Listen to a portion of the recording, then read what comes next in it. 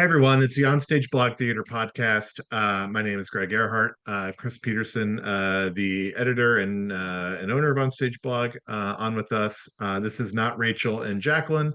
We will pop on occasion when the news merits, and this news certainly merits that broke late last night that President Trump has announced that basically he intends to replace the board of the Kennedy Center of Arts, and he is somehow, some way, installing himself as a chairman, as chairman of the board. I laugh because it's a little silly, and this is so in line with the Trump brand. But this is truly kind of terrifying for a number of reasons. It's really the kind of the first time he's really sort of laid his eye and vision on the arts in a big way. In a way, Chris, at least you and I and many theater fans feared when he'd be reelected to a second term. We wrote a big editorial basically making the case that a Trump presidency is extremely dangerous for the arts. In a few ways, directly related to his administration, I think we were more concerned that the Republican state governors would be emboldened by a presidency to really target the arts, which that I think is still a very likely chance of happening, especially with this news. But we can get into that a little bit later. But Chris, this is, I mean, we're in week three of the Trump presidency, week two, and um, he did not campaign on this. This is not a thing I don't believe he has mentioned. Certainly not specifically. I think he's talked generally about, I mean, he talked about drag shows and that they should be gone.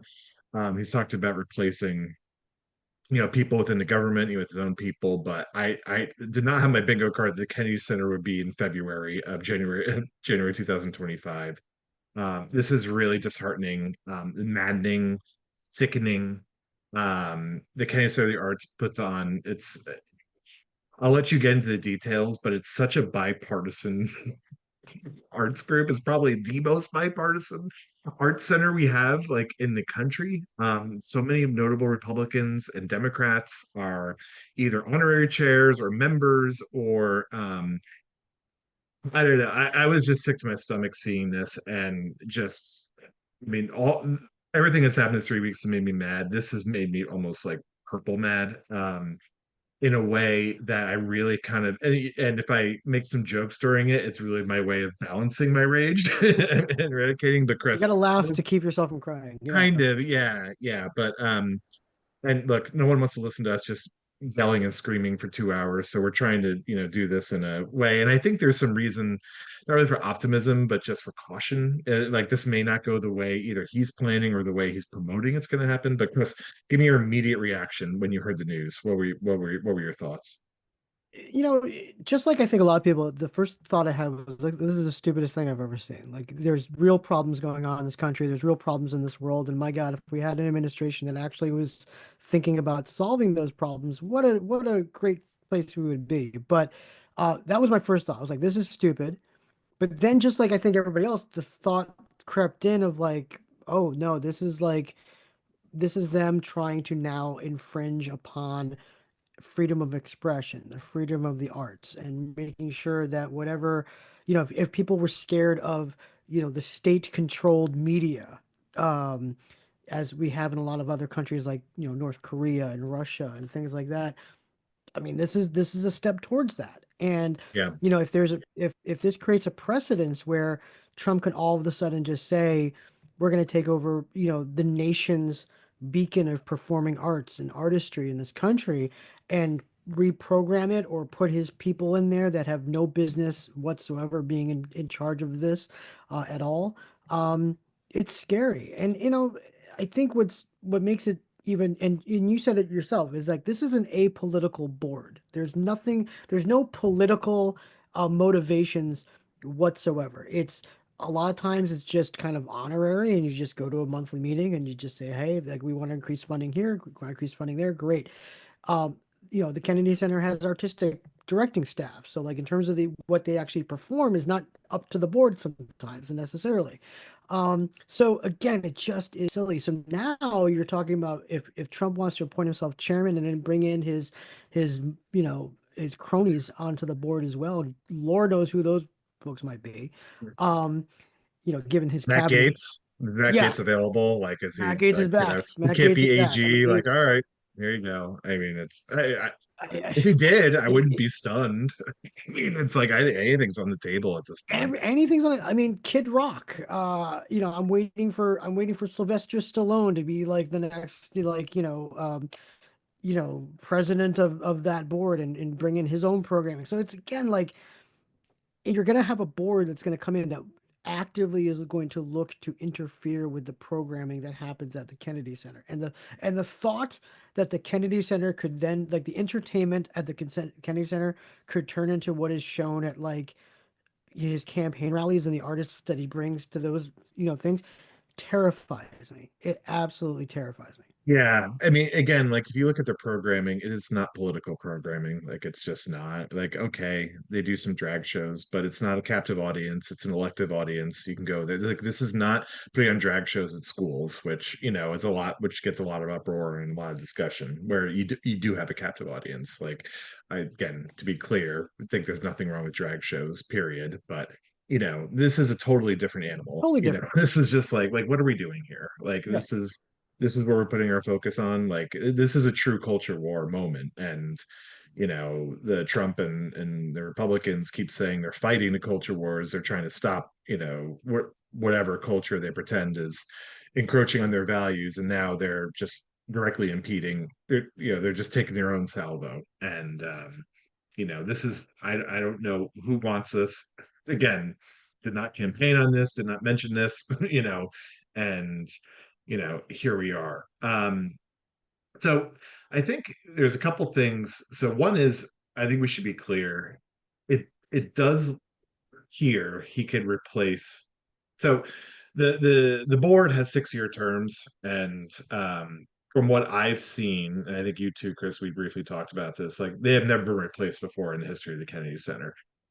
Typically their term ends, they get nominated, by the president, for new members, and they just carry on. Like this is the most uneventful. Like the Kennedy Center is like rarely in news. Like it's just ugh. But right, so it does appear like I think even the Kennedy Center acknowledged that the pres in its bylaws, like the president can replace. They don't have to wait for the 6-year term to end. There does not appear to be anything in the bylaws that the president can put himself as chairman. There's a process for doing that that's in the bylaws. So, I, in my mind, I think that's all for show. Like this is Trump being Trump. However, I really don't think that changes the core story of this. Like, okay, he can't name himself chairman, but if he replaces all the board and replaces all with his people, then well, guess what? The chairman's gonna be Right. someone he approves of. And that's just frankly frightening. Look, I wouldn't even care that much if Republicans were all like if it's not the fact that Republicans are all on the board, it's the fact that it's Trump's people who have no interest other than pleasing Trump, and that they're gonna be on the board and making decisions. Like that's the most frightening part. That's the most frightening part of this whole thing. And the thing is too, like I'm struggling with understanding, like, is this truly about, you know, redirecting the programming of the Kennedy Center, or is it a personal mission and vendetta against the current chairman, David Rubenstein? And just so everybody knows, I mean, David Rubenstein, from what I can tell, is a pretty apolitical person, not vocal about anti-Trump or for Biden or anything else. He was appointed to that board by George W. Bush. Um, he's well known for his philanthropic efforts. So he's a part of the pledge. So the people that give half their wealth away by the end of their life, he's part of that. If you look at his Wikipedia page, there's just a laundry list of different things that he's given to, donated, things like that as well. He owns the Baltimore Orioles. Now here's where I'm wondering if there's something with Rubenstein, because maybe, like, I don't know, the Trump administration went to Rubenstein and said, "Hey, can you give us $1 million?" And he's like, "Absolutely not." Maybe that's it. And because again, we're talking about a Rubenstein's a petty. Biden guy, right? I mean, I think he He even was, yeah. I mean, I think he was a Biden guy, but I support. can't Sorry, find Biden any supporter. He may have support. even. Yeah, but I can't find anything out there that's like he like publicly said like anti-Trump stuff. I just think he's just maybe a known Biden, donor or something like that. But um, what I find interesting is, between this and then the news that happened earlier in the week that Trump wants to end tax breaks for professional sports owners to help pay for his middle class tax credit or cut. Um, I don't know. Maybe this has something to do with it. Like maybe he's doubly going after Rubenstein. He's like, saying like, first I'm going to tax you unprecedentedly because you're a sports owner and you own the Baltimore Orioles. And number two, I'm going to take away your chairmanship of the Kennedy Center. Meow, meow, meow. Yeah, I mean, I forget her first name. The former press secretary for Biden is also on the board. Yeah. Jean Pierre. Hmm. Like, yes. Like, I mean, that's part of right. He clearly, obviously, wants to get all the Biden people, out of the board. But again, it's not even the mechanics of replacing the board. It's obviously his power. It's a notion that he thinks it's obviously a boss move to name himself chairman, obviously make America great again through the Kennedy Center. Like that's the frightening piece of this, because like not just the arts must be progressive, although I think to be the arts, you do have to be fundamentally progressive.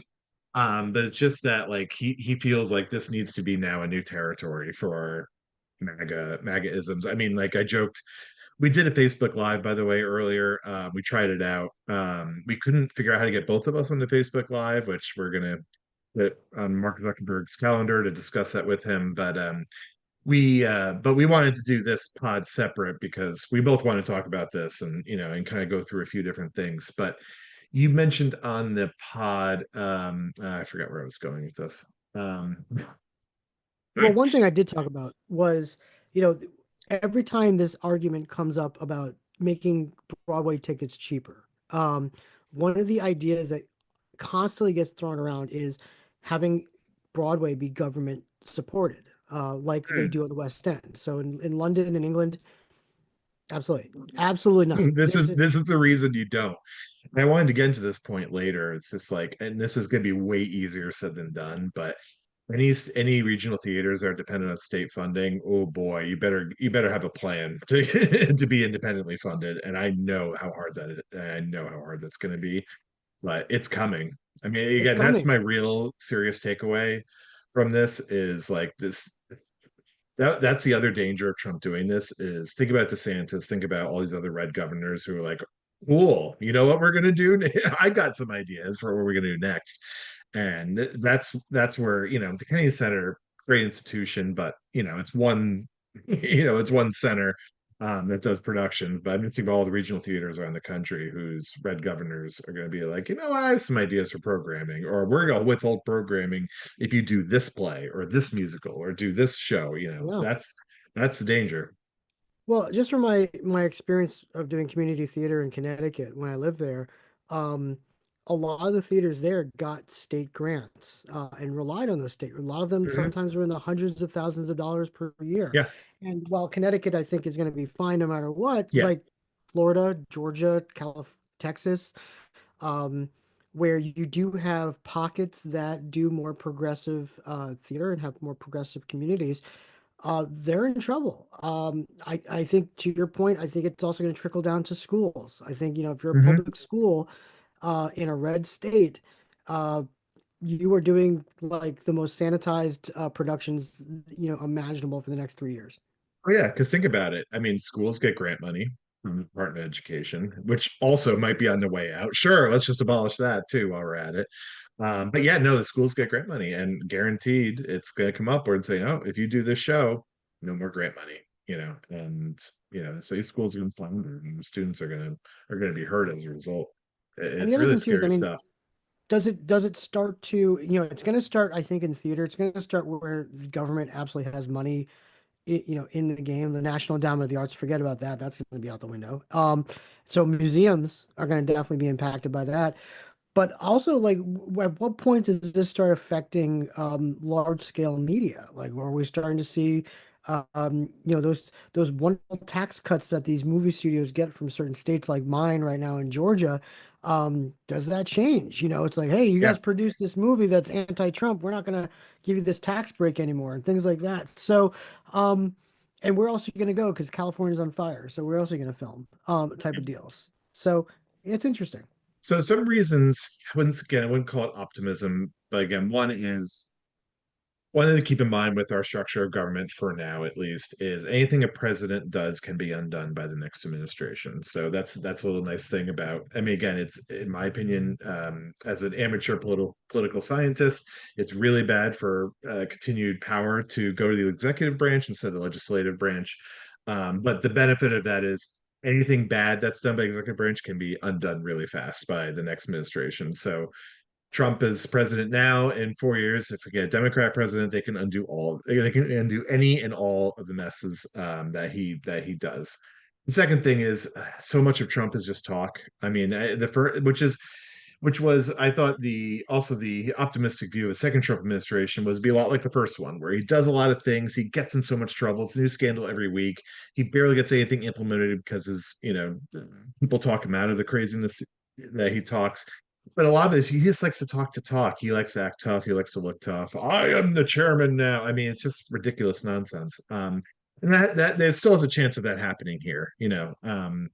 Maybe Marco Rubio talks him out. Marco Rubio is an honorary chair, I believe, one of the chairs of it. Maybe Oh, he wow. talks him out of this. Who the heck knows? But Chris, do you see? I don't. I mean, I wanted to ask you. Is there anything we or our audience can do in response? Like, let's say this carries through, besides like boycott the Kennedy Center, which only people around the area is really going to boycott. You have the ability to boycott, and if you Yeah. don't donate. Like, there's some things like that. But it's I well, mean, yeah, I think there's a lot of that people can do. First and foremost, donate, participate, go see local theater in your community. So if you yeah, have a community, if you're lucky enough to have a really good community theater, or maybe not that good, but they could use the support, um, go see their shows, promote their events, get involved. They're going to need money. They're going to need support, the next, yeah, couple of years, on that end. I think also, you know, I think when we get into this difference of opinion and difference of philosophy, I just want people to be educated and informed. So go out there and see what's going on, be informed, be educated. Don't listen to conspiracy theories. If you hear one yeah, thing, and you want to invest your beliefs in it, go research it and things like that. yeah, But remember this in 2 years. Remember, we've got midpoints coming up in 2 years, and a lot of Congress and a lot of offices around the country are going to be up for grabs again. And if the Trump administration is going to be starting to do these ridiculous things that go way outside what the norm is, and go hard right, in a lot of other areas, remember that. Remember, yeah. don't have a light memory with this stuff. Yeah, I think eBay great. All of your points are great, but really is supporting your local theater as much as possible. If you go to even a single show a year or less, just make that extra donation. Maybe make a monthly even if it's a monthly $10 donation, $5 donation. Just they're going to need the support more than ever. Really, I mean, it's this just showed. I know Hannah Crawford wrote a great was it a blog piece or a newsletter? I forget which. Basically, she predicted this was going to happen. Just Yeah, that yeah, and it wasn't. I mean, she was very specific in terms of like what the steps are going to happen. I don't think she was specific about the Kennedy Center, but just these theaters are going to need our support. And Chris, let's you and I talk about how we use the blog, to support those efforts yeah, too. Maybe highlight some theaters and absolutely. I mean, we've first and donated to foremost. the past, especially to theaters that have gone through a disaster. Um, I know last year I think it was there's a theater that lost. I'm getting a little bit on a tangent. They had a fire, right? And they Oh yeah, in California. Yeah. yeah, I know we made a donation to that. So, but we may need to step our own efforts and I think everybody wants to step up there. So more to come on Yeah, that. and that, Yep. I was about to say on the flip side of that too, if you are running a theater, if you're a committee or a board, make yourself available for that support. And on the flip side, I've seen some theaters in the past that have been like, no, no, we're good, we're fine, Mhm. we don't need all that. You're gonna need it, so make yourself open to that help, and be, open the gates. Don't be a Yeah. gatekeeper. It's about who wants to come in and help. So So, yeah, and if you are part of a theater and you're getting any type of pressure from I mean, I don't think it would be the state. I mean, maybe it is. I don't know. But anyway, if you're getting any type of pressure, let us know. Just shoot us the mm, line. We'll do the best we can to spotlight the story and help where we can. I have a feeling there's going to be many stories like this in the year to come. And look, this is Chris, I think this is why this blog was put on this earth. I think our mission has finally come. Like, no, really, it's just like we're, not to too big of a. Our heads are truly not that big. Our ego's not that big, I swear. But truly, this is where we need to step up and support local theater where it needs to. 100%. No, I agree. I think if the second that anybody gets any type of communication about either their funding being pulled, or if a school community board wants to yank a show from a school because they didn't approve and feel like it's not conservative enough, these are things that we want to know, Yeah, and we want to blast out there, because over the past year, when we've seen uh, a massive response from the public to these things, a lot of these decisions actually get reversed. We saw this happen in California, where a production of the Laramie Project got canceled and then put back on because people were so angry that it got canceled. So your voice, absolutely matters in that regard. yeah. All right, let's wrap this up. So again, this may be a developing story. We'll be sure to be on top of it. We'll may do another Facebook Live on this later. If not, we'll be, as developments where we're going to cover this in print, as well as on the pod. And stay tuned. And don't worry, we've got your backs.